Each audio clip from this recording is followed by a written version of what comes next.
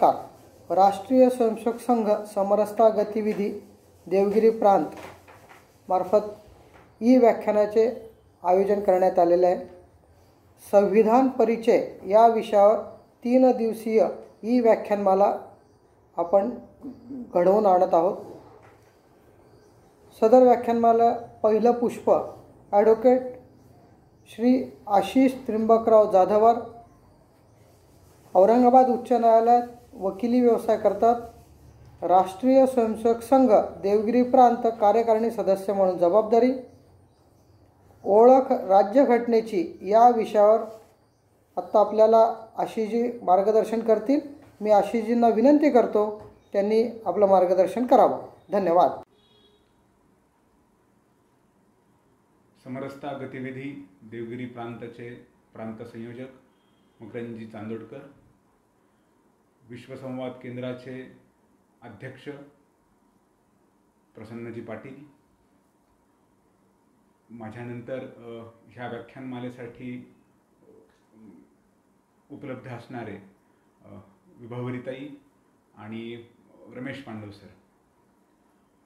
मित्रांनो, जेव्हा या राष्ट्राला, जेव्हा या देशाला वेदांची गरज होती त्यावेळी ते काम महर्षी व्यासांनी केलं। जेव्हा या राष्ट्राला महाकाव्याची गरज होती त्यावेळी ते काम महर्षी वाल्मिकींनी केलं। आणि जेव्हा या राष्ट्राला संविधानाची गरज होती तेव्हा ते काम डॉक्टर बाबासाहेब आंबेडकरांनी केलं। अशा रीतीने व्यास, वाल्मिकी आणि आंबेडकर या परंपरेतून तयार झालेल्या या भारताचे आपण नागरिक आहोत। आपण सर्व जाणतो, हा इतिहास किंवा एकूणच इतिहास आपल्या देशाचा आपण कमी अधिक प्रमाणात आपल्याला ठाऊक आहे। आपला देश कोणी एकेकाळी स्वतंत्र होता, बलशाली होता, अगदी सोने की चिडिया म्हणावं असंही आपल्या देशाचं एक प्रतिमा होती, अशी आपल्या देशाची संपन्नता होती, या राष्ट्राची संपन्नता होती। परंतु परकीयांनी आक्रमण केली आणि आपला देश पारतंत्र्यात केला। आधी मुस्लिम आक्रमण करते, त्यानंतर ब्रिटिश आक्रमण करते। अशा या सगळ्या कालखंडामध्ये छत्रपती शिवाजी महाराजांनी हिंदवी स्वराज्याची एक स्थापना केली होती आणि त्यावेळेला मराठ्यांचं, हिंदूंचं राज्य ह्या देशामध्ये पुनर्प्रस्थापित झालेलं होतं। त्यानंतर परत देश पारतंत्र्यात गेला। खूप मोठा काळ, साधारणपणे 150 वर्षांपेक्षा अधिक काळ इंग्रजांनी, ब्रिटिशांनी आपल्यावरती राज्य केलं। पण कुठेतरी शिवाजी महाराजांनी लावलेली ती ज्योत, स्वातंत्र्याची ज्योत आणि हिंदवी स्वराज्याची ज्योत, माझं राज्य हवं, माझ्या नागरिकांचं राज्य हवं, ही ज्योत भारतीयांच्या मनामध्ये तेवत होती। आणि त्याच ज्योतीला स्मरून या देशामध्ये स्वातंत्र्याचा लढा सुरू झाला। या स्वातंत्र्याच्या लढ्यामध्ये आपण पाहतो, मंगल पांडेंनी केलेला उठाव असेल, राणी लक्ष्मीबाईंनी दिलेली आहुती असेल, तिथपासून ते 1947 सालापर्यंत चाललेला हा स्वातंत्र्याचा लढा। या स्वातंत्र्याच्या लढ्यामध्ये एक खूप मोठं ऋषितुल्य, पितृतुल्य स्थान असं जे होतं ते महात्मा गांधींचं होतं।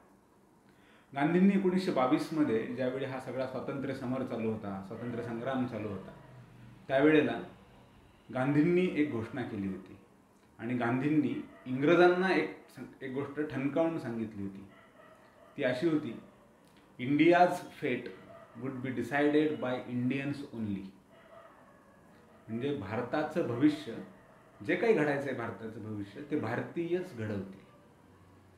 म्हणजे परकीयांनी आमच्यावर राज्य करू नये आणि आमच्या भल्याचा, चांगल्याचा, वाईटाचा विचार जो काही करायचा आहे, आमचं भविष्य घडवायचं आहे, ते आम्हीच घडवणार। कुठलीही अशी गोष्ट, कुठलंही असं भविष्य घडवायचं असेल, एखाद्या राष्ट्राचं भविष्य घडवायचं असेल तर एक लिखित डॉक्युमेंट लागतं, एक घटना लागते, एक संविधान लागतं। ही कुठेतरी एक सूचना वजा इशारा किंवा ही एक सूचना भारतीय नेत्यांना, तत्कालीन भारतीय नेत्यांना, स्वातंत्र्य संग्रामातील नेत्यांना महात्मा गांधींनी दिलेली होती। 1922 सालची ही सूचना होती। तदनंतर जसं जसं स्वातंत्र्याचं युद्ध संग्राम पेटला, 1935 मध्ये भारतीय राजकीय नेत्यांमध्ये ही चर्चा सुरू झाली की ह्या भारताचा आज ना उद्या आपण स्वतंत्र होणार आहोत, हा देश स्वातंत्र्य मिळवणारच आहे, आपण ब्रिटिशांना इथून हुसकावून लावणार आहेत. परंतु हुसकावून लावल्यानंतर काय, देश चालणार कसा? उद्या रात्री इंग्रज निघून गेले तर परवा देश चालायचा कसा? हा प्रश्न आणि ही चर्चा तत्कालीन भारतीय राजकीय नेत्यांसमोर, काँग्रेसचे असतील, तत्कालीन इतर पक्षांची मंडळी असतील, विविध संघटनांची मंडळी असतील, त्यांच्यासमोर ही चर्चा चालू होती. हा देश घडवायचा कसा, देश चालणार कसा? 1935 पासून ह्या चर्चेने थोडा जोर धरला होता. मग ह्या देशाचं संविधान असायला हवं. संविधान कुणी बनवायचं? तर ते भारतीयांनीच बनवलं पाहिजे. ब्रिटिशांनी किंवा परकीयांनी बनवलेलं संविधान किंवा ते आपल्या देशाचं संविधान असं बनवूच शकणार नाहीत की ज्यामुळे या राष्ट्राचा उत्कर्ष होईल. म्हणून आपलं संविधान आपणच बनवायला पाहिजे अशी एक इच्छा, अशी एक उर्मी, अशी एक जाणीव तत्कालीन राजकीय नेत्यांमध्ये आणि भारतीय समाजामध्ये निर्माण झालेली होती. ही जाणीव मनामध्ये होती. त्यावेळी तत्कालीन ब्रिटिश किंवा इंग्रज राज्य असणाऱ्या भारतामध्ये त्यावेळी निवडणुका झाल्या. त्या निवडणुकांची एक संसद तयार झालेली होती. हीच संसद 1946 साली संविधान सभा म्हणून गठीत झाली. किती सदस्य होते या संविधान सभेमध्ये जी त्यावेळी गठीत झालेली होती? तर त्या संविधान सभेमध्ये एकूण सदस्य होते 389. 389 सदस्यांची संविधान सभा. कुठून आलेले होते हे 389? त्यातले 292 सदस्य हे ब्रिटिश प्रॉव्हिन्स, म्हणजे इंग्रजांनी घेतलेल्या निवडणुका आणि तत्कालीन जे काही मतदारसंघ होते त्यातून निवडून आलेली मंडळी किंवा त्यातून नॉमिनेट झालेली मंडळी, असे 292 सदस्य ब्रिटिश प्रॉव्हिन्सचे होते. 389 पैकी 292. 93 सदस्य हे त्यावेळच्या ज्या प्रिन्सली स्टेट्स होत्या. म्हणजे 47 साली आपण स्वतंत्र झालो, परंतु तत्पूर्वी वेगवेगळी संस्थानं होती इथे. तर त्यांचे प्रतिनिधी म्हणून 93 सदस्य हे त्या प्रिन्सली स्टेट्समधून आलेले होते. आणि 4 सदस्य हे त्यावेळचे विविध कमिशनरेट असं संबोधले जाणारे काही भाग होते. त्याच्यामध्ये दिल्ली होतं, कुर्ग होतं, अजमेर होतं आणि बलोचिस्तान सुद्धा होतं. असे हे 4 कमिशनरेट, 292 अधिक 93 अधिक 4 असे मिळून 389 सदस्यांची, 389 एवढ्या सदस्यांची ती संविधान सभा गठीत झाली. ह्या संविधान सभेची पहिली मीटिंग झाली 9 डिसेंबर 1946ला. भारताला पूर्णपणे स्वातंत्र्य मिळण्याच्या साधारणपणे 6 महिन्याआधी, 6 ते 7 महिन्याआधी, डिसेंबर महिन्यामध्ये 8 महिन्याआधी जवळपास ही संविधान सभा गठीत झालेली होती. डिसेंबर 1946 ह्या संविधान सभेचे हंगामी अध्यक्ष, सभा गठीत झाली आहे, अध्यक्ष पाहिजे, तर हंगामी अध्यक्ष म्हणून सच्चिदानंद सिन्हा यांची निवड संविधान सभेने केली. त्यानंतर सच्चिदानंद सिन्हांनी ह्या संविधान सभेचा अध्यक्ष कोण असावं ही चर्चा संविधान सभेमध्ये सुरू केली.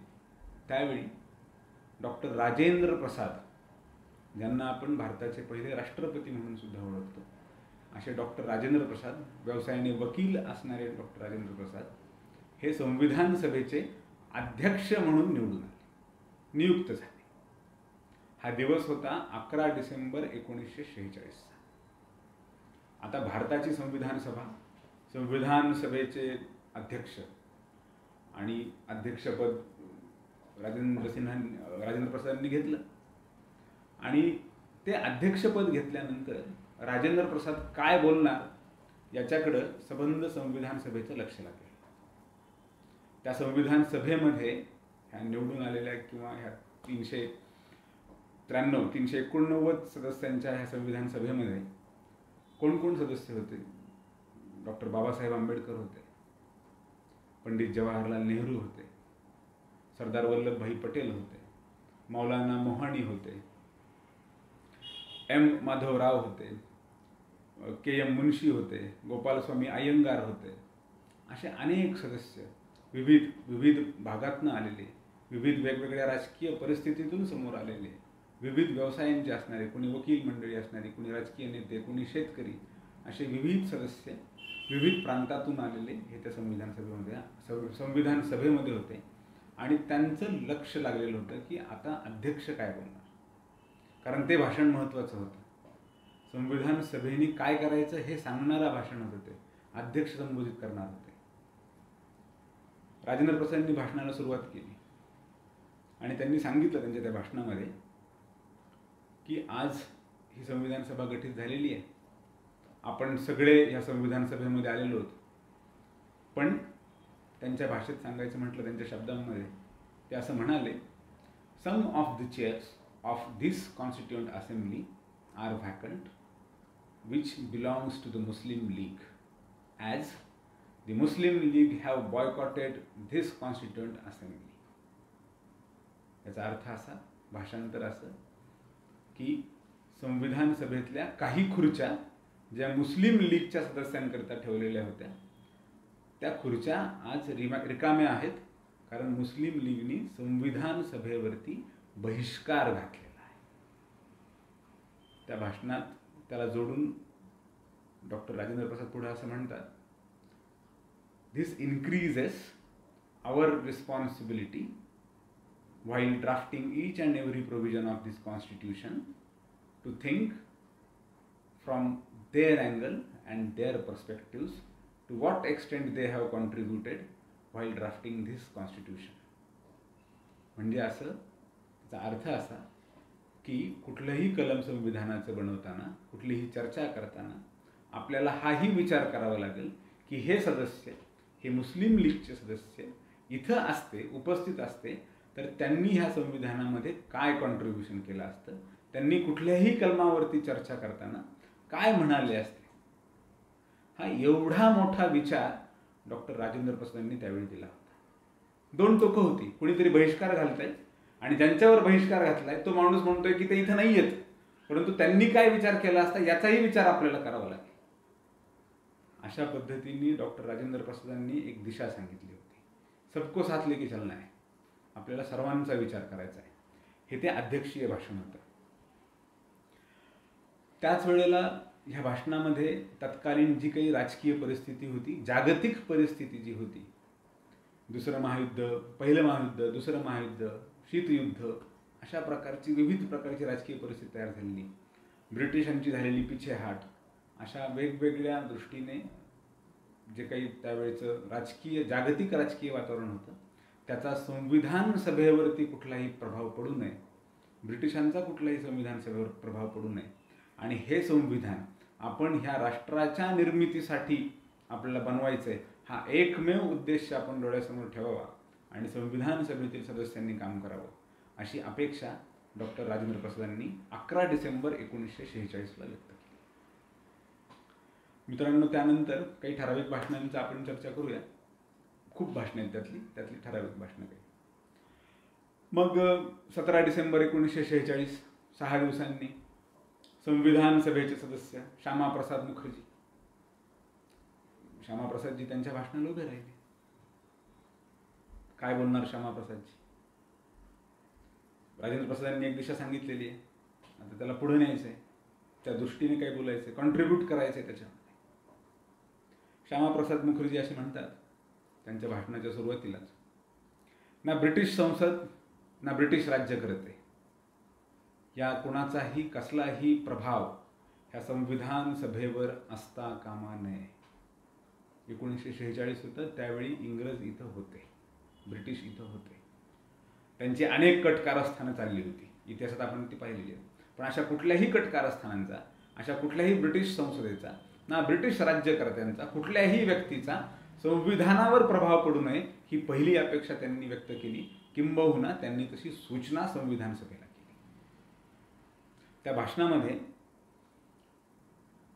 पुढं श्यामाप्रसाद मुखर्जी असं म्हणतात की आपण भारतीय आहोत, सबंध भारतीय, ह्या देशाचा प्रत्येक नागरिक आपल्याकडं एक आस ठेवून बघतोय आणि आपली श्रद्धा ही फक्त आणि फक्त भारतीयांसाठीच असायला हवी. कुठलीही इतर श्रद्धा किंवा कुठल्याही इतर समूहाप्रती आपली श्रद्धा असू नये, फक्त भारतीयांसाठी, प्रत्येक नागरिकाप्रती आपल्या मनात श्रद्धा असायला हवी आणि त्या श्रद्धेपोटी आपल्याला संविधान सभेमध्ये काम करायचं. हा असा विस्तृत विचार राजेंद्र प्रसादांनी जो मांडलेला होता, त्याच्या पुढे जाऊन श्यामाप्रसाद मुखर्जी असं काही कॉन्ट्रीब्यूट करून पाहत होते. पुढचं अजून एक वाक्य किंवा त्या भाषणातले काही ठळक मुद्दे असे होते की श्यामाप्रसाद मुखर्जी असं म्हणतात की अनेक विविध प्रकारचे भेद ह्या देशामध्ये आहेत, उच्चनीचतेचे भाव आहेत, परंतु त्या भावांच्याही पलीकडे जाऊन ह्या राष्ट्र निर्मितीसाठी संविधान बनवायचं आहे. परकीयांचा प्रभाव नको, भारतीयांप्रती श्रद्धा असायला हवी, कुठलेही भेद मनात न बाळगता आपसी भेद सगळे विसरून आपल्याला हे संविधान निर्मायचे, ते फक्त राष्ट्रहित डोळ्यासमोर ठेवून. आणि त्याच्या पुढे ते असं म्हणतात की फक्त मुस्लिमच या देशामध्ये अल्पसंख्याक आहेत असं नाही आहे.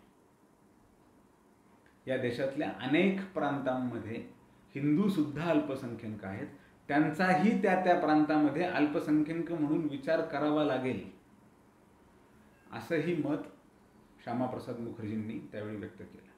त्याच भाषणात पुढे ते असंही म्हणाले की ज्या वेळेला आपण अल्पसंख्याकांचा विचार करणार आहोत, फक्त मुस्लिमच नाही, शिखांचा विचार करायला हवा. सिख समुदाय खूप मोठा आहे भारतामध्ये, मायनॉरिटी आहे पण अल्पसंख्याक आहे, संख्येने बऱ्यापैकी आहे, त्यांचाही विचार आपल्याला करायला हवा. भारतीय ख्रिश्चनांचा विचार करायला हवा, अँग्लो इंडियन्सचा विचार करायला हवा. अशा प्रकारे ह्या भारतातल्या प्रत्येक समूहाचा विचार आपल्याला हे संविधान निर्मिती करताना, हे संविधान बनवताना, संविधानातलं प्रत्येक कलम बनवताना, कलमावर चर्चा करताना आपल्याला ह्या लहान सहान गोष्टींचा, ह्या प्रत्येक समूहाचा विचार आपल्याला संविधान सभेसमोर ठेवायचा आहे, संविधान सभेने तो करायला हवा, अशी अपेक्षा श्यामाप्रसाद मुखर्जी व्यक्त करतात. अशा पद्धतीने अनेक वेगवेगळ्या प्रांतातल्या जिथे हिंदू अल्पसंख्याक आहे त्यांचाही विचार करायला हवा, असं एक मत श्यामाप्रसाद मुखर्जींनी मांडलं. पुढे काय म्हणाले असतील, कारण ह्या चर्चा, ह्या भाषणांमधूनच संविधानाची निर्मिती होणार होती. श्यामाप्रसादजी असं म्हणाले, ह्या देशामधल्या सिखांचा विचार आपल्याला करायला हवा, ह्या देशामधल्या भारतीय ख्रिश्चनांचा विचार आपल्याला करायला हवा, ह्या देशामधल्या अँग्लो इंडियन्सचा विचार आपल्याला करायला हवा. जेव्हा जेव्हा संविधानातल्या प्रत्येक कलमाचा विचार करायचा आहे त्यावेळी ह्या सर्व समुदायांचा विचार, सिख असतील, ख्रिश्चन असतील, अँग्लो इंडियन्स असतील, यांचा विचार आपल्याला करायचा आहे. ठीक आहे, एका गटाने बहिष्कार घातलाय म्हणून काय झालं, कुणी एका गटाने बहिष्कार घातला म्हणून हा देश पारतंत्र्यात राहील, म्हणून आम्ही गुलामीत राहायचं, हे नाही होणार. हा देश स्वतःचं भविष्य घडवणार. एखाद्या गटाने बहिष्कार घातला त्याचा परिणाम होणार नाही. हा विचार श्यामाप्रसाद मुखर्जी संविधान सभेला देऊ पाहत होते. 17 डिसेंबर 1946. समान सामाजिक न्याय, ज्या आज आपण चर्चा करतोय, अनेक विषय देशातले आजही ज्या विषयाच्या अवतीभोवती फिरतात, त्या सामाजिक न्यायाचं तत्व कसं असावं हे श्यामाप्रसाद मुखर्जी सांगतात. ते असं म्हणतात की समान सामाजिक न्याय प्रत्येक भारतीयापर्यंत पोहोचवणं ही जबाबदारी आपली आहे. हा दृष्टिकोन, हा विचार श्यामाप्रसाद मुखर्जींनी 17 डिसेंबर 1946 आपल्या भाषणात दिला. त्याच दिवशी 17 डिसेंबर 1946 अजून एक भाषण संविधान सभेमध्ये झालं. ते भाषण होतं भारतरत्न डॉक्टर बाबासाहेब आंबेडकरांचं. बाबासाहेबांचं संविधान सभेतलं पहिलं भाषण 17 डिसेंबर 1946. बंगाल प्रांतातून शेड्यूल कास्ट फेडरेशनचे प्रतिनिधी म्हणून संविधान सभेत आलेले बाबासाहेब. आता काय बोलणार बाबासाहेब, याच्याकडे लक्ष लागलेलं होतं. अनेक महान विभूती तिथे बसलेले होते. बाबासाहेब भाषणाला उठले आणि बाबासाहेबांनी हे सांगितलं 17 डिसेंबर 1946 की हा देश एक होण्यापासून कुणीही रोखू शकत नाही. अगदीच बाबासाहेबांच्या शब्दातच सांगायचं असेल तर 17 डिसेंबर 1946ला बाबासाहेबांचे शब्द असे होते, I know today we are divided politically, socially and economically. We are a group of warring camps. I may go even to the extent of confessing that I am probably one of the leaders of such camp. But sir, with all this, I am quite convinced that given time and circumstances, nothing in the world will prevent this country from becoming one. याचा अर्थ असा होतो, बाबासाहेब असं म्हणतात की राजकीय दृष्ट्या, सामाजिक दृष्ट्या, आर्थिक दृष्ट्या आम्ही विभागलेले असू, आम्ही वेगवेगळे असू, परंतु येणाऱ्या काळात आम्ही एक होऊ, हा देश एक असेल आणि जगातलं कुणीही आणि कुठलीही ताकद ह्या राष्ट्राला एक होण्यापासून थांबवू शकणार नाही. हा मोठा विचार बाबासाहेबांनी 17 डिसेंबर 1946ला संविधान सभेसमोर मांडला. त्याच भाषणात, त्याच वाक्याला जोडून पुढे बाबासाहेब असं म्हणतात, with all our caste and creeds, I have not the slightest hesitation that we shall in some form be a united people. आमच्या सर्व जाती, आमचे सर्व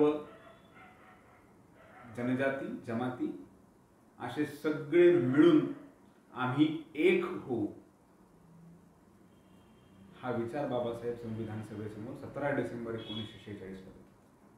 पुढे ते असं म्हणतात, I have no hesitation in saying that notwithstanding the agitation of the Muslim League for the partition of India, someday enough light would dawn upon the Muslims themselves, and they too will begin to think that a united India is better even for them. याचा अर्थ असा, हे बाबासाहेबांचे शब्द आहेत की आज जरी मुस्लिम लीग देशाची फाळणी करू पाहते, वेगळा देश मागते, तरीही येणारा काळ मुस्लिमच म्हणतील की हा देश अखंड असणं, युनायटेड इंडिया असणं मुस्लिमांसाठीच फायद्याचं आहे. याच्यावरून आपल्याला स्पष्ट कळतं की जी काही फाळणी झाली नंतर त्याचा बाबासाहेब किती विरोधात होते. संविधान सभेसमोर आपलं मत मांडताना मुस्लिम लीग बॉयकॉट करते, आम्हाला नाही संविधान सभेमध्ये यायचं, तरी बाबासाहेब असं म्हणतात की ह्या संविधान सभेमध्ये जरी मुस्लिम लीग आज वेगळा देश मागते, तरी सुद्धा एक दिवस असा येईल की युनायटेड इंडिया, अखंड भारत मुस्लिमांच्या हिताचा आहे, हे कधीतरी मुस्लिमांना सुद्धा मान्य करावं लागेल किंवा त्यांच्या ती चूक लक्षात येईल, असं बाबासाहेब 17 डिसेंबर 1946ला म्हणतात. मित्रांनो, हेच भाषण ज्यावेळी पुढे बाबासाहेबांनी सुरू ठेवलं 17 डिसेंबर 1946ला, त्या भाषणामध्ये बाबासाहेबांनी एक गोष्ट खूप महत्त्वाची सांगितली. ती अशी होती की अ स्ट्रॉंग सेंटर, फेडरलिझम, विविध प्रांत आहेत, विविध भाषा आहेत, परंतु जेव्हा गव्हर्नमेंट स्थापन करायचं आहे, 1935 साली जो आलेला कायदा होता, गव्हर्नमेंट ऑफ इंडिया नावाचा एक कायदा जो ब्रिटिशांनी आणला होता, त्या कायद्याने स्थापन झालेलं जे सरकार होतं त्याच्यापेक्षा जास्त सक्षम सरकार केंद्रात असायला हवं अशी इच्छा किंवा अशी अपेक्षा बाबासाहेबांनी भविष्यातल्या भारताकडनं जतन केलेली होती किंवा अपेक्षा ठेवलेली होती की भविष्यात ह्या भारतामध्ये स्ट्रॉंग सेंटर असायला हवं, गव्हर्नमेंट जे सेंटरमध्ये बसणार आहे, केंद्राचं सरकार जे असणार आहे ते सशक्त असायला हवं, अशी अपेक्षा बाबासाहेबांनी 17 डिसेंबर 1946च्या भाषणात. मित्रांनो, अशा पद्धतीने तो संविधान सभेचा प्रवास सुरू झाला. डॉक्टर राजेंद्र प्रसाद, श्यामाप्रसाद मुखर्जी, सरदार वल्लभभाई पटेल, बाबासाहेब आंबेडकर यांनी आपापल्या अपेक्षा संविधान सभेकडनं व्यक्त केल्या. भाषणं होत होती, चर्चा होत होत्या. 30 एप्रिल 1947 सरदार वल्लभभाई पटेल भाषणाला उभे राहिलेले होते. त्यांनी एक विचार संविधान सभेला दिला 30 एप्रिल 1947ला. वल्लभभाई पटेल असं म्हणाले, सरदार असं म्हणाले की परकीय आक्रमणकर्त्यांनी ह्या देशातल्या जनजातींना, जमातींना प्रगतीपासून वंचित ठेवले. संविधान बनवताना त्या जनजातींच्या जमातींच्या उत्कर्षासाठी हे संविधान असायला हवं, हाही विचार संविधान निर्माते म्हणून आपण करायचा आहे. मित्रांनो, किती वेगवेगळे प्रकारचे विचार तिथे येत होते. कुणी बॉयकॉट केलाय तर त्यांच्याही हिताचा विचार करायचा आहे. सिख मायनॉरिटी आहेत त्यांच्याही हिताचा विचार करायचा आहे. अँग्लो इंडियन्सचा विचार करायचा आहे. ख्रिश्चनांचा, भारतीय ख्रिश्चनांचा विचार करायचा आहे. जागतिक परिस्थितीचा परिणाम होऊ द्यायचा नाहीये. ब्रिटिशांचा प्रभाव पडू द्यायचा नाहीये. केंद्र सरकार सशक्त असायला हवं, अशा विविध अपेक्षा घेऊन एक प्रयत्न सुरू झाला होता भविष्यातील उज्ज्वल भारत घडवण्याचा डिसेंबर 1946 मध्ये. आणि घडलं असं ऑगस्ट महिना 1947. जे जगात कधीच घडलं नव्हतं ती गोष्ट भारतात घडली. या भारताचे फक्त आणि फक्त धर्माच्या आधारावर 2 तुकडे करण्यात आले. जिनांनी तलवार उचलली आणि या भारताचे 2 तुकडे झाले धर्माच्या आधारावर. भारत मातेचे तुकडे झाले आणि पूर्व आणि पश्चिम पाकिस्तान नावाचे एक नवीन मुस्लिम राष्ट्र ह्या भारतात, ह्या भूमीवर, ह्या पृथ्वीवर जन्माला आला. घडलं काय? अनन्वित अत्याचार. जो कुणी माझा भाऊ तिथं लाहोरमध्ये राहत होता त्यावेळेला, तो अचानक झोपेतून उठला आणि त्याला कळालं की हा देश माझा नाही. मी शीख आहे म्हणून हा देश माझा नाही. मी हिंदू आहे म्हणून हा देश माझा नाही. मी बौद्ध आहे म्हणून हा देश माझा नाही. फक्त विचार करा मित्रांनो, आज आपण ज्या कुठल्या गावामध्ये राहतो, आपलं घर आहे तिथं, आपली संपत्ती आहे, आपली मुलं बाळ आहेत, बहीण भाऊ आहेत, आई वडील आहेत, आणि अचानक सांगण्यात येतं की निघून जायचं. अशी फाळणीची परिस्थिती तयार झाली. दंगली सुरू झाल्या. लाखोंचे जथ्थे पाकिस्तानातून हिंदुस्थानात यायला सुरू झाले. ट्रेनच्या बाहेरच्या बाजूनी लाहोरहून निघालेली ट्रेन, रावळपिंडीतून निघालेली ट्रेन, बाहेरच्या बाजूंनी नग्न स्त्रियांचे देह अडकवलेले, बलात्कार केलेले, कत्तली झालेल्या, मढ्यांचे खत साचलेल्या ट्रेन भारतात येऊ लागल्या. आणि ही संविधान सभा हे सगळं बघत होती. देश निर्माण करायला चाललो आपण, आणि हे काय घडलं? कुणी घडवलं? का घडवलं? याच्यातून साहजिकच ह्या सगळ्या परिस्थितीचा, ह्या उद्भवलेल्या परिस्थितीचा परिणाम संविधान सभेवर होणार होता. निश्चितच होणार होता. बाबासाहेबांवर होणार होता, सरदार पटेलांवर होणार होता, राजेंद्र प्रसादांवर होणार होता. मग त्याच्यातून संविधान बनवायचं आहे. आणि याच्यामध्ये एक मोठी अडचण तयार झाली, ती अशी की या फाळणीमुळं बंगाल वेगळा झाला. आणि बाबासाहेब ज्या बंगालमधून संविधान सभेवर आले होते तो भाग पाकिस्तान झाला. आता बाबासाहेब संविधान सभेचे सदस्य राहिले नाही. जे बाबासाहेब म्हणतात की युनायटेड इंडियाच मुस्लिमांचं भलं करू शकतो, त्याच मुस्लिम लीगच्या हट्टापायी बाबासाहेबच संविधान सभेत नाही. आता काय करायचं? मित्रांनो, राजेंद्र प्रसादांनी 30 जून 1947 ला, ज्या वेळेला हे सगळं सुरू झाली होती फाळणीचा विषय, आणि बाबासाहेब संविधान सभेत नाही आहेत, असू शकणार नाहीत पुढच्या मीटिंगमध्ये, हे चित्र स्पष्ट झालं. त्यावेळेला 30 जून 1947 ला राजेंद्र प्रसादांनी, संविधान सभेचे अध्यक्ष, त्यांनी बीजी खेर म्हणून तत्कालीन मुंबई प्रांत जो होता, ज्याला बॉम्बे प्रॉव्हिन्स असं म्हणण्यात आलं होतं, त्या मुंबई प्रांताचे बीजी खेर नावाचे गृहस्थ, तत्कालीन काँग्रेसचे तिथले एक पदाधिकारी, त्यांना पत्र लिहिलं. आणि त्या पत्रामध्ये असं सांगितलं की बंगालची फाळणी झाली आहे, mister Ambedkar is not there in the constituent assembly, त्यांना बंगाल प्रांतातून संविधान सभेवर पाठवा. 30 जून 1947. त्यानंतर वल्लभभाई पटेलांनी, सरदार पटेलांनी बीजी खेरना पत्र लिहिलं आणि त्या पत्रामध्ये तारीख टाकली की 14 जुलै 1947 पूर्वी बाबासाहेब मुंबई प्रांतातून संविधान सभेवर यायला पाहिजे. आपण जाणतो सरदार पटेल. तारीख टाकून स्पेसिफिकली सांगितलं, या तारखेच्या आधी पाहिजे मला. बाबासाहेब संविधान सभेवरती पुन्हा गेले, मुंबई प्रांतातून गेले यावेळी. आणि त्यानंतर संविधान सभेचं जे सेशन भरलं, जी मीटिंग झाली, त्यात 29 ऑगस्ट 1947 या तारखेला बाबासाहेबांची संविधान सभेच्या मसुदा समितीच्या अध्यक्षपदी निवड झाली. 29 ऑगस्ट 1947.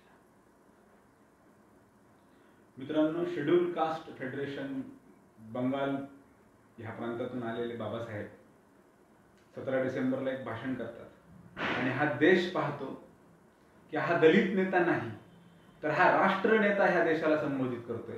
ह्या देशाचं भलं इच्छिणारा आणि हा देश अखंड राहावा, हा देश युनायटेड राहावा, आणि स्वप्न असं बघतोय हा नेता की हा देश कधी ना कधीतरी एक होईल आणि एक दिलाने हा देश प्रगती करील. असा नेता म्हणजे डॉक्टर बाबासाहेब आंबेडकर. आणि त्या बाबासाहेबांना संविधान सभेने ऑगस्ट 1947 मध्ये 29 ऑगस्ट 1947 रोजी संविधानाच्या मसुदा समितीचा अध्यक्ष. आता संविधानावरती चर्चा सुरू झाली. प्रत्येक कलम कामच आलं बाबासाहेब की आता मी एक कलम बनवायचं. संविधानाचं आपण पुस्तक पाहिलं तर पार्ट 1 संविधानाची उद्देशिका, पार्ट 2 ती कलम आहेत, कलम 5 ते कलम 11, आर्टिकल 5 टू आर्टिकल 11, ही 7 कलम आहेत. ही 7 कलम कशाची आहेत? सुरुवातीची 7 कलम कशा? 11 पैकी पहिली 7 कलम, पहिल्या 11 पैकी 7 कलम कशाची आहेत? ती आहेत नागरिकत्वाची. ह्या देशाचं नागरिक कोण असायला हवं ही चर्चा होणं आणि ती कलम ह्या संविधानात असणं, त्याचा क्रमांक आहे 5 ते 11. आणि त्या संविधानात सांगितलं होतं की ह्या देशाचं नागरिक कोण असायला हवं ते ठरवण्याचे अधिकार संसदेला राहतील. लोकसभा, राज्यसभा आणि राष्ट्रपती हे तिघांची मिळून जी संसद तयार होते, जिला आपण पार्लिमेंट असं म्हणतो, तर या पार्लिमेंटला या देशाचे नागरिकत्वाचे अधिकार ठरवण्याचे पूर्ण अधिकार, नागरिकत्व ठरवण्याचे पूर्ण अधिकार भारतीय संविधानाच्या कलम 5 ते 11 मध्ये संसदेला दिले. मित्रांनो, मी आत्ताच सांगितलं की फाळणी होताना काय परिस्थिती झाली होती. तिथून जथ्थे येत होते, अत्याचार होत होते, त्यांना नागरिकत्व द्यायचं होतं. आणि त्याच वेळेला बाबासाहेब हेही म्हणाले होते डिसेंबर 1946 मध्ये की केंद्र सरकार सशक्त असायला हवं, पार्लमेंट सशक्त असायला हवी. याचाच अर्थ पार्लमेंट सशक्त असली तर पार्लमेंट नागरिकत्वाचे योग्य निर्णय घेऊ शकतो. आज ज्या वेळेला आपण चर्चा पाहतो 2 वर्षांपूर्वी, ज्यावेळी नागरिकत्व सुधारणा कायदा आला आणि जणू काही केंद्राने फार मोठं काही पाप केलं आणि आता हे काय होऊन बसलं, अशी चर्चा काही विघातक शक्तींनी, देश विघातक शक्तींनी सुरू केली. मित्रांनो, त्यावेळी जी परिस्थिती होती तीच परिस्थिती आजही तिथे. आपण आत्ताच अफगाणिस्तान पाहिलं. कालच मी एका ठिकाणी बातमी वाचली. ती बातमी अशी होती की अफगाणिस्तानातल्या शिखांना सांगण्यात आलं, एकतर इस्लाम स्वीकारा नाहीतर अफगाणिस्तान सोडून जा. जाणार कुठे आहेत? त्या अफगाणिस्तानातल्या हिंदूकुश पर्वतापर्यंत आपल्या सीमा होत्या. इथंच येणार आहेत कारण ते आपलेच नागरिक आहेत. आपलाच भूभाग होता कधीतरी तो. आपण अखंड भारत ही संकल्पना मांडतो ती तीच होती. ही चिंता कुठेतरी त्यावेळी बाबासाहेबांच्या मनात निश्चित राहिलेली असणार आहे. आणि म्हणून नागरिकत्वाचे अधिकार जरी राज्य सीमेवरती असतील, वेगवेगळी राज्य, तरी ते अधिकार पंजाब गव्हर्नमेंटला नाहीयेत, ते अधिकार काश्मीर शासनाला असू शकत नाहीत, ते अधिकार गुजरातला, राजस्थानला असू शकत नाहीत, बंगालला असू शकत नाहीत. ते अधिकार पार्लमेंटकडे राहतील हे भारतीय संविधान सांगतं. आणि म्हणून संविधानामध्ये नागरिकत्वाचे अधिकार हे 100% भारतीय संसदेला देण्यात आले. मित्रांनो, पुढे काय घडलं? एक उदाहरण म्हणून किती बारकावे या मंडळींनी चर्चा केली असेल. असं सहज सोपं संविधान तयार झालं. ज्यावेळेला आपण हे वाचतो, संविधान वाचायला घेतो, तर तिथं no discrimination on the ground of caste, sex, creed असे शब्दप्रयोग येतात. प्लेस, रिलिजन ऑफ बर्थ, तिथं सेक्स हा शब्द येतो. आता त्या सेक्सला पर्यायी शब्द जेंडर होऊ शकतो का? जेंडर म्हटल्यानंतर मेल आणि फिमेल एवढंच लिहिण्यात येतं. ब्रिटिश ग्रामरनुसार किंवा इंग्लिश ग्रामरनुसार जेंडर म्हटल्यानंतर मेल ऑर फिमेल. पण त्यावेळी 1949 साली ज्यावेळी संविधान तयार झालेलं होतं त्यावेळी तिथं सेक्स हा शब्द वापरण्यात आला, जेणेकरून ट्रान्सजेंडर्स जे आहेत, तृतीयपंथीयांचा सुद्धा विचार म्हणजे भारतातल्या प्रत्येक नागरिकाचा विचार करण्यासाठीच हे संविधान होतं. कितीही छोटा सेक्शन असला, कुणीही असला, तो भारतीय आहे तर त्या भारतीयापर्यंत संविधान पोहोचायला हवं, हा हेतू तो संविधान बनवण्यामागचा होता. असे छोटे छोटे ग्रामरचे वेगवेगळे अर्थ निघणारे, इंग्लिश व्होकॅब्युलरीचे वेगवेगळे अर्थ निघणारे वेगवेगळे शब्द त्या संविधानामध्ये भारतीय संसदेने किंवा तत्कालीन संविधान सभेने त्यावेळी त्याच्यामध्ये इन्क्लूड केले, त्याच्यामध्ये समाविष्ट केले. नागरिकत्वाचा आता आपण ऐकलं. हल्लीच्या काळात झालेल्या चर्चा म्हणून अजून एक विषय सांगतो. आता आपण 370 काश्मीरमधून हटवल्याचं आपण पाहिलं. खूप गजब झाला, इतकी वर्ष लागली. काय होतं 370? कशासाठी आलं होतं? त्याची चर्चा संविधानामध्ये काय झाली होती संविधान सभेसमोर, हेही आपल्याला माहित असायला. ज्या वेळेला हे 370 संविधान सभेसमोर मांडण्यात आलं त्यावेळी त्याचा नंबर होता 306A, 306A अशा नंबरचं ते कलम होतं. ते संविधान सभेसमोर मांडलं कोणी? बाबासाहेबांनी नाही. ते मांडलं अय्यंगार नावाचे एक सदस्य होते, संविधान सभेचे सदस्य होते. नेहरूंनी सांगितलं आणि त्यांनी ते मांडलं. आणि ते मांडल्यानंतर ज्यावेळी काश्मीरला काही विशिष्ट अधिकार द्यायचे असं त्याच्यामध्ये लिहिलेलं होतं. ते वाचल्यानंतर ज्यावेळी ते संविधान सभेसमोर गेलं त्याला पहिलं ऑब्जेक्शन घेणारी व्यक्ती होती, त्यांचं नाव होतं मौलाना मोहानी. मौलाना मोहानी उभे राहिले संविधान सभेमध्ये आणि ते म्हणाले, हे काय करताय? कशासाठी काश्मीरला विशेष दर्जा?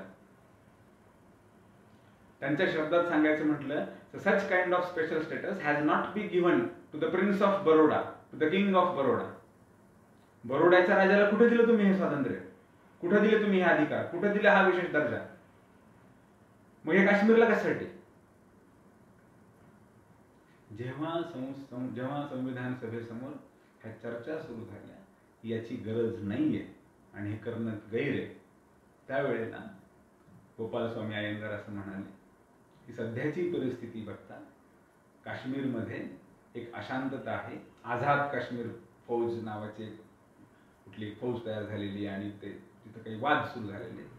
तर हे वाद सगळे मिटेपर्यंत, तिथली परिस्थिती पूर्वपदावर निवळेपर्यंत आपण ते कलम ठेवूया. संविधान सभेचे डिबेट्स आजही इंटरनेटवर अवेलेबल आहेत, तर आपण वाचू शकतोय. निश्चित बघावं हे चर्चा. आणि त्यावेळेला मौलाना मोहानींनी विरोध केला. अय्यंगारांनी सांगितलं की हे तात्पुरत्या स्वरूपाचं असणार आहे. मित्रांनो, त्याच्यानंतर 1956-57 सालापर्यंत काश्मीरमध्ये निवडणुका होऊन विधानसभा अस्तित्वात आली.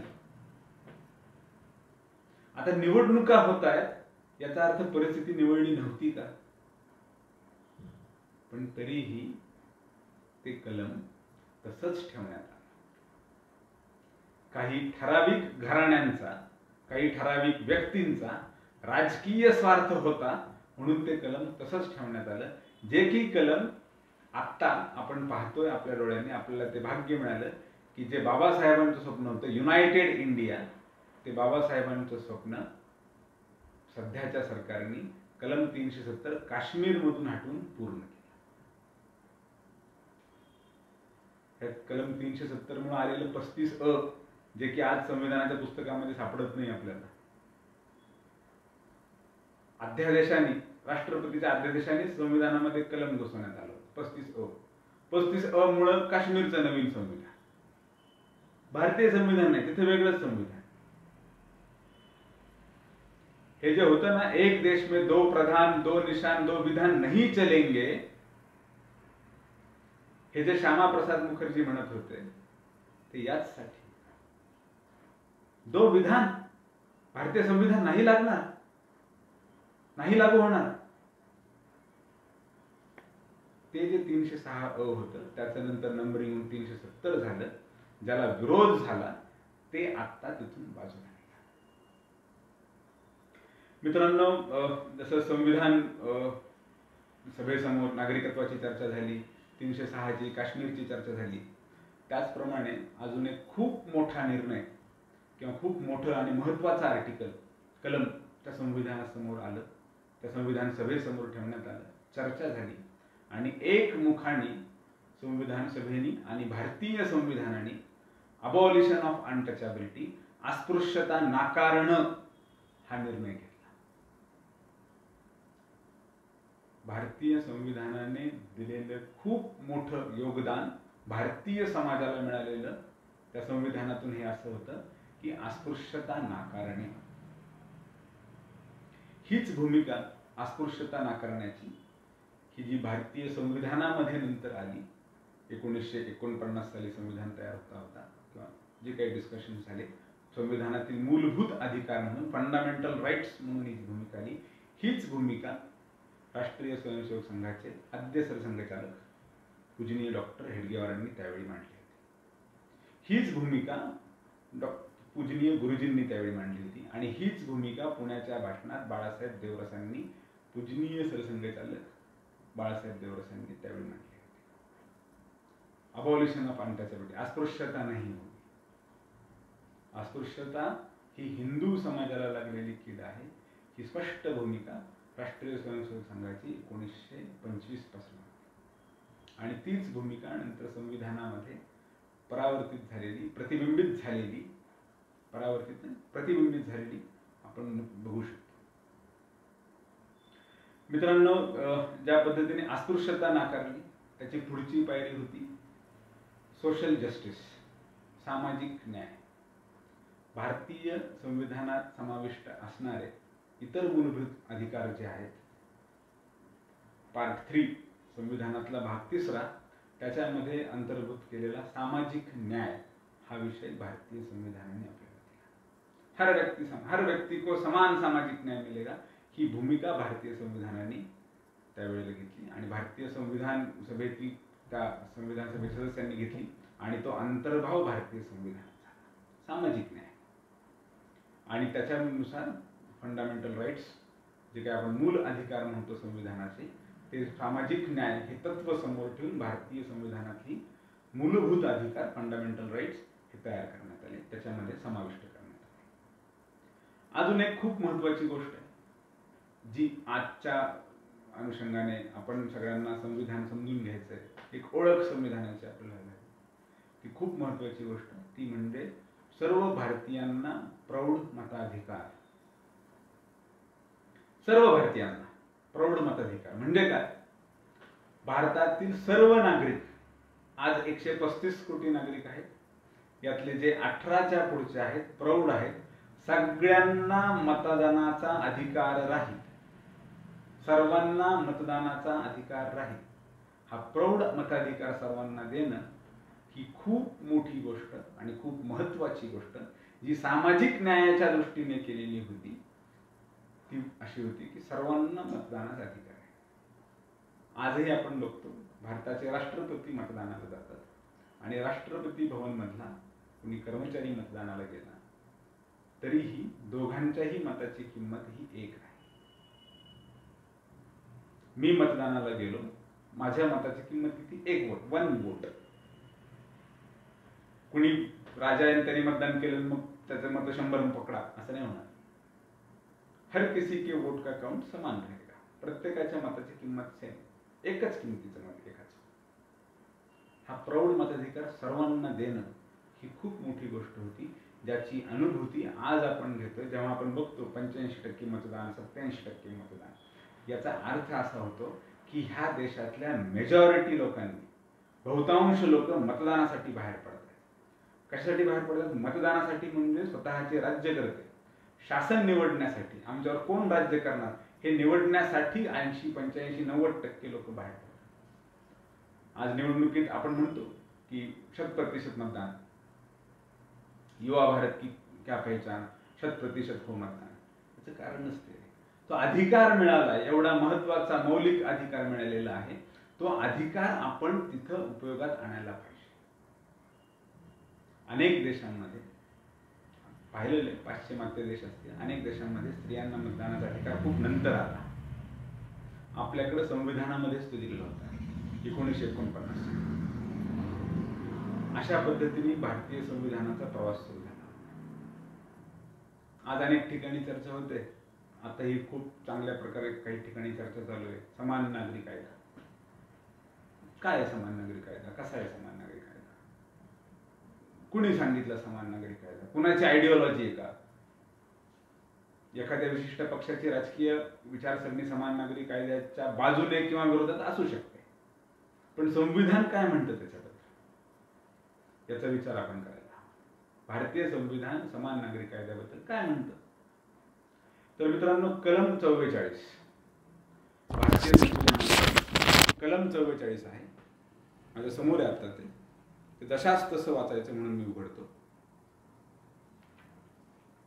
कलम 44, uniform civil code for the citizens. The state shall endeavor to secure for the citizens a uniform civil code throughout the territory of India. भारताच्या शासनाने भारताच्या कानाकोपऱ्यामध्ये समान नागरी कायदा आणण्यासाठी प्रयत्न करायला हवेत, हे संविधानाने 1949 साली आम्हाला सांगितले. ही अपेक्षा बाबासाहेबांनी 1949 साली ठेवली, ही अपेक्षा श्यामाप्रसाद मुखर्जींनी ठेवली, ही अपेक्षा राजेंद्र प्रसादांनी ठेवली, ही अपेक्षा सरदार पटेलांनी ठेवली. आपण आजही पूर्ण करू शकलो नाहीये. प्रयत्न व्हायला हवेत. शासन प्रयत्न करेल की नाही माहित नाही, आपण तर बोलू शकतो, आपण चर्चा करू शकतो, कारण संविधानाने सांगितलेलं आहे. कुठलीही पॉलिटिकल पक्ष कुठलाही असेल, तो त्याच्या बाजूने असेल, विरोधात असेल. विरोधात आहेत, मग तो संविधानाच्या विरोधात आहे का हा प्रश्न विचारावा लागेल. जे म्हणतात आम्हाला समान नागरी कायदा नको, मग संविधान तर म्हणतं समान नागरी कायदा. ही भूमिका संविधान निर्मात्यांची 1949 साली सुद्धा. त्याच्या पुढे जाऊया. अजून काय आहे या संविधानात? असे जे काही विषय वारंवार चर्चेला येणारे विषय असतात, मीडियामध्ये असतात. कलम 48, 44 पाहिला आपण, त्याच्या 4 कलम पुढे अजून 44 अधिक 4 48. काय सांगतं कलम 48? गोहत्या बंदी स्पष्ट उल्लेख केलेला आहे. There should be a provision for slaughter of cows and calves. म्हणजे काय? गाय आणि वासराच्या कत्तलीला पूर्णपणे बंदी असावी.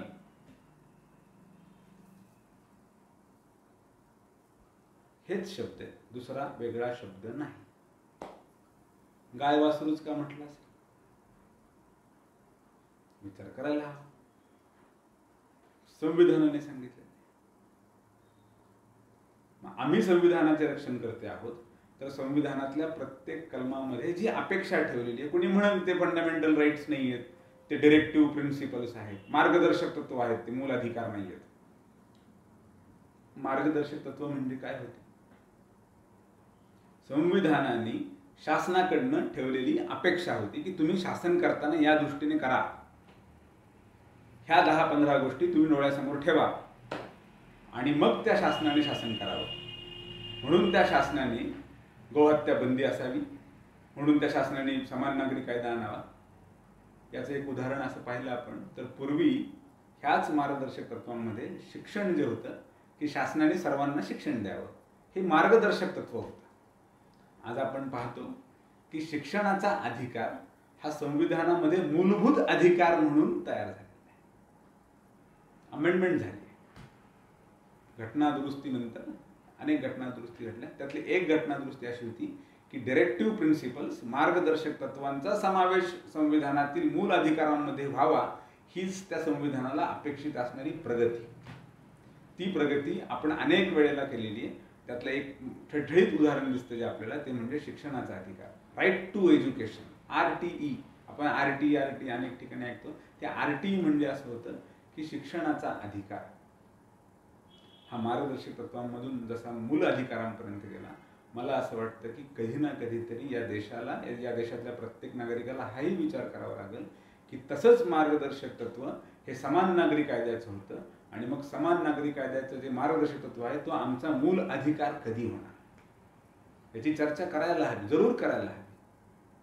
संविधानाचे अभ्यास करते किंवा आज आपण संविधान अभ्यास मंडळ संभाजीनगर येथे चालवतो. महाराष्ट्रामध्ये अनेक ठिकाणी चालू झालेलं आपण पाहिले. पुण्यात आहे, संभाजीनगरला आहे, धाराशिवला मंडळी बसतात. तर संविधानाचे अभ्यास करणारे जी काही मंडळी आहे, संविधान अभ्यास मंडळातली असतील, अन्य कुठल्याही विचार प्रवाहातली असतील, पण त्यांनी हा विचार करायला हवा की हे मार्गदर्शक तत्व मूल अधिकार म्हणून आपण आणणार कधी. आज 75 वर्षांकडे आलोय आपण, अजून आपण ते ध्येय गाठू शकलेलो नाहीये. 75 वर्ष खूप मोठा काळ असतो. चर्चा करायला, शासन कधी आणत नाही, आपण चर्चा करू, आपला रेटा लावून येईल, आणि त्यासाठीची चर्चा करायला हवी, ते समजून घ्यायला हवं. म्हणून आपण आज ह्या संविधान अभ्यास वर्गासाठी जमतो. अशा पद्धतीने विविध कलमांची चर्चा झाली, विविध कलम संविधान सभेसमोर आली, आणि एकूण 11 सेशन्स. मग त्याच्यामध्ये वेगळी न्याय व्यवस्था, वेगळी प्रशासकीय व्यवस्था, यांना एकमेकांपासून अलिप्त ठेवणं, अशीही कलम त्या संविधान सभेसमोर आली. इंडिपेंडन्स ऑफ ज्युडिशियरी आलं, प्रशासकीय व्यवस्थेबद्दलची काही कलमं आली, न्याय व्यवस्थेबद्दलची काही कलमं आली, सुप्रीम कोर्टात दाखल करण्यासाठी याचिका दाखल करण्यासाठीचं कलम 32 आलं, अशी विविध, राष्ट्रपतीची निवड आली, अशा अनेक कलमांचा अंतर्भाव होऊन भारतीय संविधान तयार झालं. मित्रांनो, भारतीय संविधान तयार होण्यासाठी किती दिवस लागले? 2 वर्ष, 11 महिने आणि 17 दिवस, 11 बैठका, सेशन. आपण बघतो ना, पार्लियामेंट का सेशन चल रहा है, बातमी येते. तर असे 11 सेशन्स लागले. त्या 11 सेशन्स मिळून 2 वर्ष, 11 महिने, 17 दिवस, या कालावधीमध्ये 7635 अमेंडमेंट सुचवण्यात आले. त्या संविधानाचा जो मसुदा होता, त्या मसुद्यामध्ये 7635 अमेंडमेंट्स सुचवण्यात आले. त्यातल्या 2473 अमेंडमेंट्स त्यावेळी प्रत्यक्ष मूव्ह करण्यात आल्या, टेबल्ड करण्यात आल्या, चर्चा करण्यात आल्या, आणि त्याच्यानंतर त्यावेळी 315 आणि नंतर 395 पर्यंत गेलेलं संविधान आपण आपल्याला या देशाला संविधान सभेने दिलेलं आहे. अजून काय आहे संविधानात? संविधानात काही चित्र आहेत, आवर्जून उल्लेख करला. ही कलम आहेत, हे सगळं आहे. डॉक्युमेंट बनवला, पण ते सजवलंही पाहिजे, त्यात काही ठराविक चित्र जायला हवीत, अशी चर्चा आहे. आणि मित्रांनो, त्या संविधानामध्ये पहिलं चित्र जे भारतीय संविधानात समाविष्ट केलेले ते आहे मोहेंजोदडो येथील एक धष्टपुष्ट बैल. मोहेंजोदडो आज कुठे आहे? पाकिस्तानात. त्यावेळी कुठं होतं? पाकिस्तानात. फाळणी झाली आणि तो भाग पाकिस्तान म्हणून गेला. तर त्या मोहेंजोदडोचं चित्र का घेतलं असेल? तर पाकिस्तानात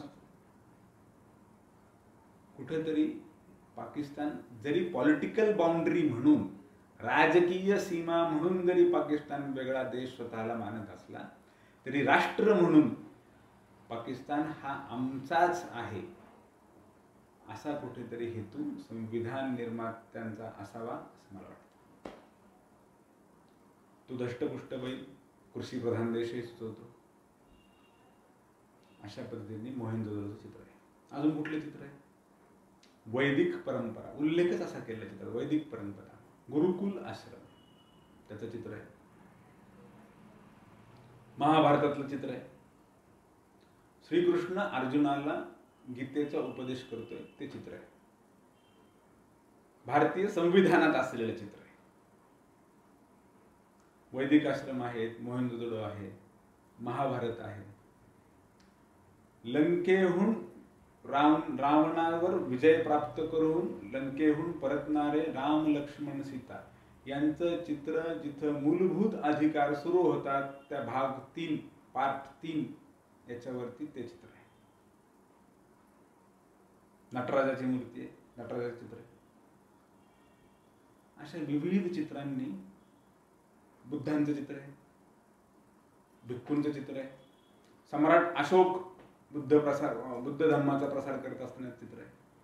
अशा विविधतांनी नटलेला आपला जो देश आहे, अखंड भारताच्या सीमा ज्या आहेत त्या अखंड भारताच्या सीमा जिथपर्यंत पोहोचतात तिथल्या प्रत्येक गोष्टीचं काही ना काहीतरी एक प्रतीक म्हणून ते चित्र त्या संविधानामध्ये समाविष्ट केलं. आणि असं हे संविधान 25 नोव्हेंबर 1949 साली तयार झालं. आता संविधान सभेचा शेवटचा दिवस होता. आता संविधान बनवायचं काम झालंय आमचं, तर काय करायचं? मग त्या संविधान सभेसमोरचं बाबासाहेबांचं शेवटचं भाषण. सगळं करून झालं होतं, संविधान तयार होतं, बऱ्याच चर्चा झाल्या, खूप आपण ते बुक्स आता पाहिले, पुस्तकं ते debates of the constituent assembly, तर भले मोठे गठ्ठे आहेत ते. एवढ्या सगळ्या चर्चा, एवढ्या सगळे सजेशन्स, त्याच्यामधले काही केलेले अमेंडमेंट्स, असं सगळं करून जे भारतीय संविधान तयार झालं त्या संविधान सभेतलं बाबासाहेबांचं शेवटचं भाषण 25 नोव्हेंबर 1949. त्यातले काही मुद्दे सांगतो. खूप मोठं आणि खूप विस्तृत आणि खूप सुंदर भाषण आहे, वाचनीय भाषण, वाचनीय, अभ्यास करण्यासारखं आणि त्याच्यातून काही गोष्टी शिकण्यासारखं ते भाषण आहे. बाबासाहेबांचा प्रत्येक शब्द म्हणजेच काहीतरी शिकण्यासारखं असतं. त्या भाषणामध्ये बाबासाहेब उभे राहिले होते आणि बाबासाहेबांनी असं सांगितलं की ह्या संविधानाला विरोध कुणी केला. संविधान तर बनलं, काही लोक असतील ना विरोध करतात, काहींना सवयच आम्हाला विरोध करायचा. नझीरुद्दीन म्हणून त्या संविधान सभेचे एक सदस्य होते, नझीरुद्दीन अहमद म्हणून. तर त्यांनी बाबासाहेब ज्या कमिटीचे अध्यक्ष होते, मसुदा समितीचे, त्याला इंग्रजी ड्राफ्टिंग कमिटी असं म्हणतात. Babasaheb was the chairman of the drafting committee. तर ही ड्राफ्टिंग कमिटी नसून ही ड्रिफ्टिंग कमिटी आहे अशी टीका त्या नझीरुद्दीन अहमदनी बाबासाहेबांवर केली. बाबासाहेबांनी सांगितलं त्यांच्या भाषणामध्ये, आपण ते वाचू शकतो. ड्रिफ्टिंग कमिटी म्हणजे वाहवत जाणारी कमिटी, वाहवत जाणारी, अशा पद्धतीची टीका बाबासाहेबांवर करावी. पण ती झाली, त्याकडे लक्ष नाही दिलं बाबासाहेबांनी. आपलं आपलं काम केलं आणि संविधान आपल्याला दिलं. त्याच्यानंतर अजून काही लोकांनी विरोध केला. सुरुवातीला बाबासाहेबांनी सगळ्यांचे आभार मानले, म्हणजे अनेक सदस्यांचे आभार मानले, अनेकांचं काम वाखाणलं. त्याच्यामध्ये कामत नावाचे एक सदस्य होते, एक PS देशमुख होते, परत एक यम सिद्धवा होते, पंडित ठाकूर दुर्गादास होते, ठाकूरदास भार्गवा असे होते, विविध सदस्य होते. काही लोकांचं काम बाबासाहेबांनी वाखाणलं होतं. त्याच्यानंतर बाबासाहेब पुढे गेले की कंडेमनेशन कुणी केलं, कंडेमनेशन, ह्या संविधानाला विरोध कुणी केला. बाबासाहेबांचे शब्द आहेत, ते जशाच तसे आपण वाचू, नंतर त्याचा अर्थ. The condemnation of the Constitution largely comes from two quarters, comma, the Communist Party and the Socialist Party. संविधानाचा विरोध दोन ठिकाणावरून खूप जास्त प्रमाणात झाला, कम्युनिस्ट पार्टी आणि सोशलिस्ट पार्टी. हे बाबासाहेबांचे शब्द तशाच तसे गुगलवरती भाषण मिळत आहे. पुढे काय म्हणतात, तिथंच पुढे काय म्हणतात, why do they condemn the constitution, का संविधानाला विरोध करत असावेत. Is it because it is really a bad constitution, हे खरंच संविधान इतकं वाईट आहे का. I venture to say no, मी नाही म्हणतो, संविधान वाईट नाही. The communist party want a constitution based upon the principle of the dictatorship of the proletariat. Communist पक्षाला डिक्टेटरशिप, हुकुमशाहीच्या तत्वावर आधारलेलं सरकार हवं, संविधान हवं, हे बाबासाहेब सांगतात स्पष्ट शब्दात. कम्युनिस्टांना हुकुमशाहीच्या तत्वावर आधारित संविधान पाहिजे. They condemn the constitution because it is based upon parliamentary democracy. ते संविधानाचा विरोध करतात कारण हे संविधान पार्लमेंटरी डेमोक्रेसी, संसदीय लोकशाहीला हे संविधान पाठिंबा देतं. संसदीय लोकशाहीला हे संविधान पाठिंबा देतं. संसदीय लोकशाहीचा हे संविधान पुरस्कार करतं. म्हणून कम्युनिस्ट पार्टी भारतीय संविधानाला विरोध करते. हे बाबासाहेबांनी 25 नोव्हेंबर 1949 ला सांगितले. The socialist wants two things. The first thing they want is that if they come in power, the constitution must give them the freedom to nationalize or socialize all private property without payment of compensation.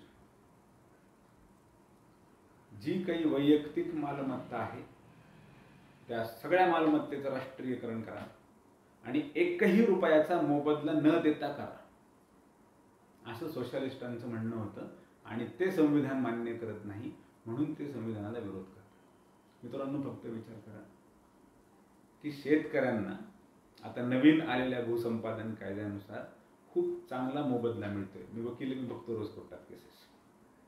National highway, railway, असा विचार आपण केला की सरकारच्या मनात आलं मला इथून तिथं रस्ता बांधायचा आहे, शासनाला मला इथून तिथं रस्ता बांधायचा आहे, इकडे रेल्वे पूल टाकायचा आहे, ठिकाणी विमानतळ बांधायचं आहे, MIDC करायची. घेतली जमीन, एकही रुपया देणार नाही जा. असं झालं असतं तर विचार करण्याची परिस्थिती. आणि हे सोशलिस्टांना, समाजवाद्यांना हे असं संविधान पाहिजे होतं. विदाउट पेमेंट ऑफ कॉम्पेन्सेशन, नुकसान भरपाईचा मोबदला न देता खाजगी संपत्तीचं राष्ट्रीयकरण करणं शासनाने, अशी भूमिका संविधान घेत नाही. म्हणून समाजवाद्यांनी, सोशलिस्टांनी या संविधानाला विरोध केला असं बाबासाहेब. The second thing, हा झालं एक कारण. The second thing that the socialists want is that the fundamental rights mentioned in the constitution must be absolute and without any limitations, so that if their party fails to come into power, they would have the unfettered freedom not merely to criticize but also to overthrow the state.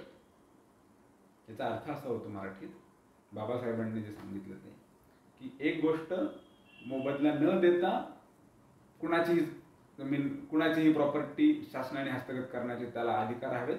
आणि दुसरं हे पाहिजे की मूलभूत अधिकार हे absolute पाहिजेत, त्याच्यावर कुणाचंही बंधन नको.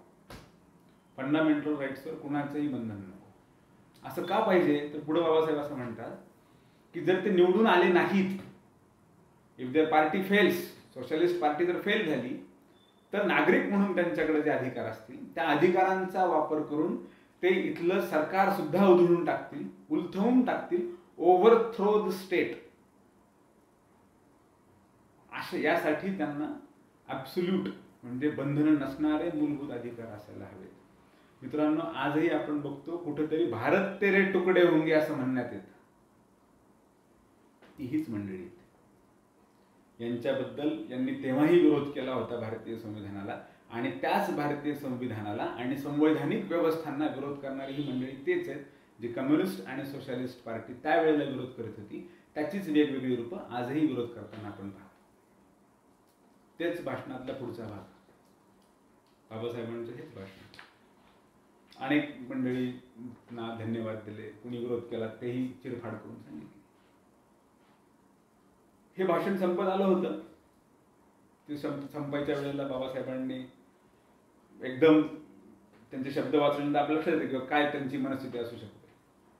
बाबासाहेब असं म्हणतात, here I could have ended. मी इथे थांबलो असतो, म्हणजे भाषण करताना थांबलो असतो. But my mind is so full of the future of our country that I feel I ought to take this occasion to give expression to some of my reflections thereon. भविष्यात काय होईल त्याबद्दल माझ्या मनात जे विचार येतात त्याच्याबद्दलही मला काहीतरी सांगायचे. आतापर्यंत झालं, आपण आलोय, संविधान बनवले, पण भविष्यात काय होईल त्याच्याबद्दल माझ्या मनात जे काही विचार येतात तेही मला तुम्हाला सांगायचे. On 26 January 1950 India will be an independent country. लोकांनी टाळ्या वाजवल्या, म्हणाले ते 26 जानेवारी 1950ला आपला प्रजासत्ताक दिन आहे पहिला, आणि त्यावेळी खऱ्या अर्थाने आपण इंडिपेंडेंट. पुढे असं म्हणतात, व्हॉट वुड हॅपन, खूप महत्वाचं आहे, what would happen to her independence. ह्या भूमीच्या स्वातंत्र्याला पुढे काय होईल. Will she maintain her independence. ही भूमी, ही भारत भूमी, ही Bharat Mata, will she, she म्हटलेलं आहे, will she maintain her independence or will she lose it again. Bharat Mata, ही भारत भूमी स्वतंत्र राहील का पुन्हा पारतंत्र्यात जाईल. This is the first thought. हा पहिला विचार माझ्या मनात येतो. This is the first thought that comes to my mind. माझ्या मनात येणारा हा पहिला विचार आहे. It is not that India was never an independent country. असं नव्हतं की भारत कधीच स्वतंत्र देश नव्हता. द पॉइंट इज दॅट, मुद्दा हा आहे, that she once lost the independence she had. ही भारत भूमी एकदा पारतंत्र्यात गेलेली आहे. स्वतंत्र असणारी भूमी एकदा पारतंत्र्यात गेलेली आहे. Will she lost it second time. पुन्हा एकदा जाईल का पारतंत्र्यात, ही चिंता आहे. संविधान बनवण्याचा शेवटचा दिवस, संविधान बनलंय, हँडओव्हर करायचंय जाऊन, आणि आता ही चिंता मनात येते. It is this thought which makes me most anxious for the future. माझ्या मनात ती तळमळ तयार होते, चिंता होतीये माझ्या मनात की या विचारांनी की पुन्हा पारतंत्र्यात जाईल का हा देश. What perturbs me greatly is the fact that not only India has once before lost her independence, but she lost it by the infidelity and treachery of some of her own people. कशामुळे पारतंत्र्यात गेलो. आपल्याच काही मंडळींनी गद्दारी केल्यामुळं ही भारत भूमी पारतंत्र्यात गेली. हे स्पष्ट शब्द बाबासाहेबांचे. In the invasion of Sindh by Mohammed bin Qasim, Babasaheb म्हणतात, in the invasion of Sindh by Muhammad bin Qasim, the military commanders of King Dahar accepted bribes from the agents of Muhammad bin Qasim and refused to fight on the side for their king. Mohammed bin Qasim ज्यावेळी सिंध प्रांतावर चालून आला होता त्यावेळी इथला जो king दहार नावाचा जो राजा होता त्याच्या मिलिटरी कमांडर्सनी कासिमच्या एजंटकडून पैसे घेतले, लाच घेऊन त्याच्याशी गद्दारी केली, लढण्यास नकार दिला आणि स्वतःच्या राजाच्या विरोधात लढले. मित्रांनो, ही जी शंका आणि ही चिंता बाबासाहेबांनी व्यक्त केली, आजही आपल्या मनामध्ये आपण डोळे उघडे ठेवून पाहिल्या काही अनेक गोष्टी, तर ती चिंता खरीच होती का याचा आपल्याला विचार करावा लागेल. पुढे काय होतं त्यात भाषणात पुढचा भाग. It was Jaychand who invited Muhammad Ghori to invade India and fight against Prithviraj and promised him the help of himself and Solanki kings. Jaichand होता ज्यांनी मोहम्मद घौरीला इथं बोलवलं आणि त्याला हे वचन दिलं की तो त्याची मदतच नाही तर त्याच्या बाजूने पृथ्वीराजच्या विरोधात लढेल.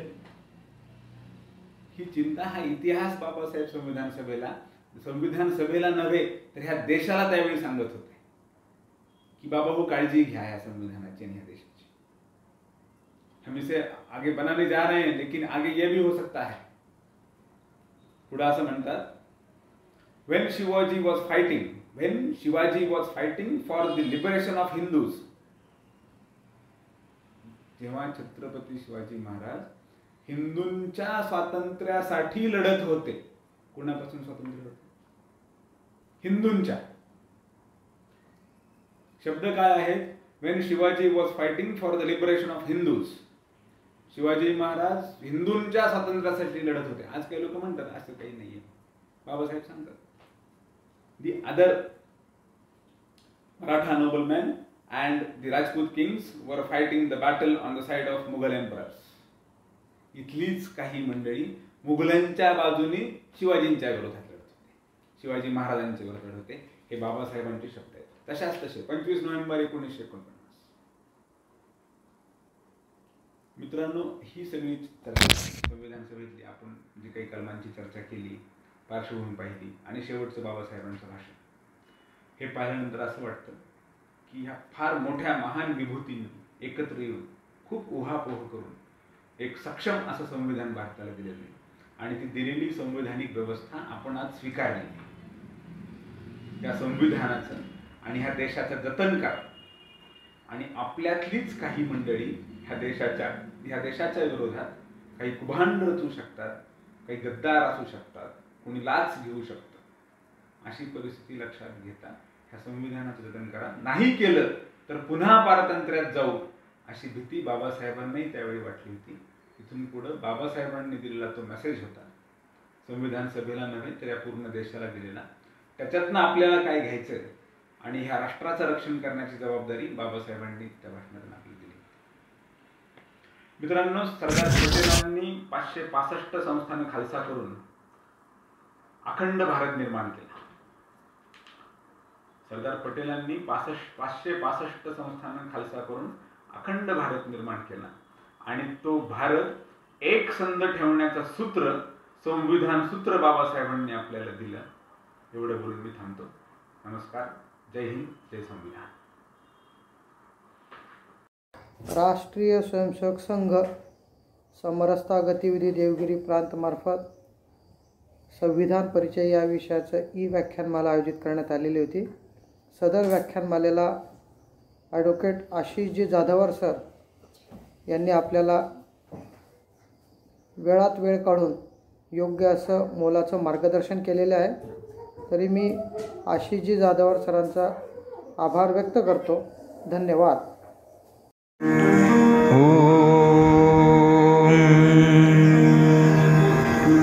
सर्वे भवन्तु सुखिनः, सर्वे सन्तु निरामयाः, सर्वे भद्राणि पश्यन्तु, मा कश्चित् दुःखभाग् भवेत्. ॐ शान्तिः शान्तिः शान्तिः.